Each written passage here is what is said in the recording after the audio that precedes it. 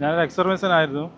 അതുകൊണ്ട് തന്നെ ഇന്ത്യയിൽ ഒരുവിധ എല്ലാ സംസ്ഥാനങ്ങളിലും പോയി ജോലി ചെയ്യാൻ എനിക്ക് സാധിച്ചിട്ടുണ്ട്. എനിക്ക് കേരളത്തിൽ ഒരു ഗവൺമെൻറ് ജോലി കിട്ടുക എന്നുള്ളത് എൻ്റെ ഒരു ആഗ്രഹമായിരുന്നു. പ്രദീപ് സാർ ഭയങ്കര ഡെഡിക്കേഷൻ ആയ ഒരു മനുഷ്യനായിരുന്നു. അദ്ദേഹം ക്ലാസ്സിൽ കുട്ടികളെക്കാട്ടും കൂടുതൽ ഇനിഷ്യേറ്റ് ചെയ്ത് സാറ് തന്നെയാണ് കുട്ടികൾക്ക് വേണ്ടി നോട്ട് തയ്യാറാക്കുക, കുട്ടികൾക്ക് കാര്യങ്ങൾ പറഞ്ഞു കൊടുക്കുക, ദിവസം പരീക്ഷ വെക്കും. ആ പരീക്ഷയിൽ മാർക്ക് കുറവാണെങ്കിൽ എന്തുകൊണ്ട് കുറഞ്ഞു എന്നൊക്കെ അവരോട് ചോദിച്ച് അവരോട് കുറച്ച് ഒരു ബൂസ്റ്റ് ചെയ്യുക സാറ് മെയിനായിട്ട്. നമസ്കാരം, എൻ്റെ പേര് ജയമോഹൻ. ഞാൻ കോഴിക്കോട് കൊയിലാണ്ടി പുൽക്കാവ് സ്വദേശിയാണ്. ഇക്കഴിഞ്ഞ LGS എക്സാമിന് എനിക്ക് കോഴിക്കോട് ജില്ലയിൽ 1ാം റാങ്ക് ലഭിക്കുകയുണ്ടായി. ഈ 1ാം റാങ്ക് ലഭിച്ചതിൽ എനിക്ക് ഭയങ്കര സന്തോഷമുണ്ട്. ഞാനൊരു എക്സ് സർവീസ്മാനായിരുന്നു. അപ്പോൾ വളരെ ആഗ്രഹം ഉണ്ടായിരുന്നു നാട്ടിൽ ഒരു PSC ഗവൺമെൻറ് ജോലി കിട്ടുക എന്നുള്ളൊരു ആഗ്രഹം ഉണ്ടായിരുന്നു. അതുകൊണ്ടാണ് PSCക്ക് പഠിക്കാൻ ആരംഭിച്ചത്. അതെ സാർ, PSCക്കുള്ള പ്രിപ്പറേഷൻ എന്ന് പറഞ്ഞാൽ ആദ്യം എൻ്റെ സുഹൃത്തുക്കളാണ് എന്നോട് PSCക്ക് എൻട്രി ചേർന്ന് പഠിക്കാൻ വേണ്ടി നിർദ്ദേശിച്ചത്. അവർ ഇവിടെ ഒരു ക്ലബ്ബുണ്ട് ഞങ്ങളെ, അവിടെയുള്ള കുട്ടികളിൽ ഭൂരിഭാഗവും ഗവൺമെൻറ് ഉദ്യോഗസ്ഥരാണ്. അപ്പോൾ അവരാണ് നിർദ്ദേശിച്ചത് എൻട്രി ചേർന്നിട്ട് പഠിച്ചാൽ കുറച്ചുകൂടി പ്രോഗ്രസ് ഉണ്ടാകുന്ന അവരെ പറഞ്ഞു. അപ്പോൾ അതുകൊണ്ട് ഞാൻ പ്രദീപ് സാറിൻ്റെ ബാച്ചിൽ ചേരുകയും ഈ പരീക്ഷയിൽ ഒരു മാന്യമായ റാങ്കിൽ എത്തിപ്പെടാൻ സാധിക്കുകയും ചെയ്തു.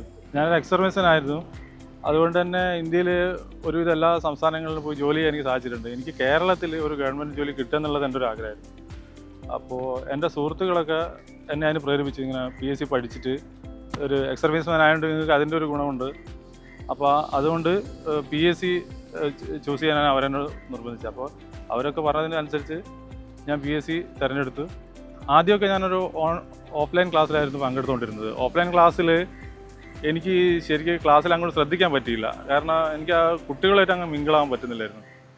അത് എൻ്റെ ഏജിൻ്റെ ഒരു വ്യത്യാസം കൊണ്ടായിരിക്കും. അതുപോലെ ഞാൻ അങ്ങനെയാണ് എൻട്രി തിരഞ്ഞെടുത്തത്, ഓൺലൈൻ ക്ലാസ് തിരഞ്ഞെടുത്തത്. അപ്പോൾ എൻട്രി ആകുമ്പോൾ നമുക്ക് നമ്മളെ സമയത്തിന് വീട്ടിലിരുന്ന് പഠിക്കുക, പാഠഭാഗങ്ങൾ കൂടുതൽ ശ്രദ്ധിക്കാൻ പറ്റും, കൂടുതൽ ഡിസ്റ്റർബ് ഉണ്ടാവില്ല. നമുക്ക് രാത്രിയോ എപ്പോഴോ വൈകി വന്നാലും നമുക്കത് അവിടെ ഇരുന്നിട്ട് നമ്മളെ വീഡിയോ ക്ലാസ് സേവ് ചെയ്ത വീഡിയോ ക്ലാസ്സൊക്കെ കാണാൻ പറ്റും. അപ്പോൾ അതുകൊണ്ട് തന്നെ എനിക്ക് എൻട്രി ഒരു നല്ല എക്സ്പീരിയൻസ് ആയിരുന്നു. എനിക്ക് പഠിക്കാൻ എൻ്റെ നല്ലൊരു ബൂസ്റ്റ് ആയിരുന്നു എൻട്രി ആപ്പിൽ. വളരെ സിസ്റ്റമാറ്റിക് ആയിട്ട് എല്ലാം അതിൽ തന്നെ ഉള്ളതുകൊണ്ട് എനിക്ക് വേറൊരു കാര്യത്തിന് ആശ്രയിക്കേണ്ടി വന്നിട്ടില്ല. അത് എൻ്റെ മെൻറ്റർ ഹരിപ്രിയ മാഡമായിരുന്നു. അവർ കറക്റ്റായിട്ട് എനിക്ക് ഗൈഡ് തന്നിട്ടുണ്ടായിരുന്നു. പിന്നെ പ്രദീപ് സാറെ ക്ലാസ്സിലായിരുന്നു ഞാൻ ഉണ്ടായിരുന്നത്.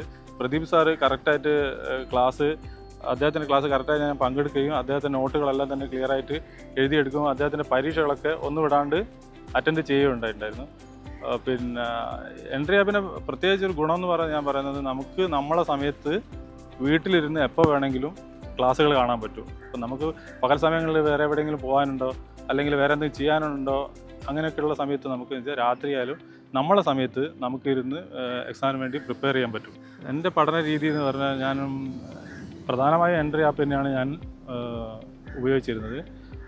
പിന്നെ തൊഴിൽ പ്രസിദ്ധീകരണങ്ങൾ, തൊഴിൽ വാർത്ത, തൊഴിൽ വീതി, ഇത് രണ്ടും ഉപയോഗിച്ചിട്ടുണ്ടായിരുന്നു. അതിൽ കറണ്ട് അഫയേഴ്സ് നോട്ടൊക്കെ ഞാൻ പ്രത്യേകം ഫയൽ ചെയ്ത് വെക്കുമായിരുന്നു. ഫയൽ ചെയ്ത് വെച്ച് റെഡ് എൻട്രിയിൽ മാർക്ക് ചെയ്ത് ഫയൽ ചെയ്ത് വെച്ച് അത് ഓരോ വീക്കിലിയും എടുത്ത് വെച്ച് മാസം രണ്ടാമത് റിവൈൻഡ് ചെയ്ത് പഠിക്കുമായിരുന്നു. ഞാൻ പട്ടാളത്തിൽ 17 വർഷം സർവീസ് കഴിഞ്ഞിട്ട് നാട്ടിൽ വന്നൊരു എക്സ് സർവീസ്മാനാണ്. അപ്പോൾ എന്നെ പോലത്തെ ഒരു സാധാരണക്കാരനായ ഒരു മനുഷ്യന് ഒരു അത്യാവശ്യം മോശമല്ലാത്ത റാങ്ക് LGSൽ എനിക്ക് നേടിയെടുക്കാൻ പറ്റുന്നെങ്കിൽ നിങ്ങളെപ്പോലുള്ള ആൾക്കാർക്ക് തീർച്ചയായും റാങ്കുകൾ നേടുന്നതിന് ഒരു പ്രശ്നം ഉണ്ടാവില്ല എന്നാണ് എൻ്റെ അഭിപ്രായം.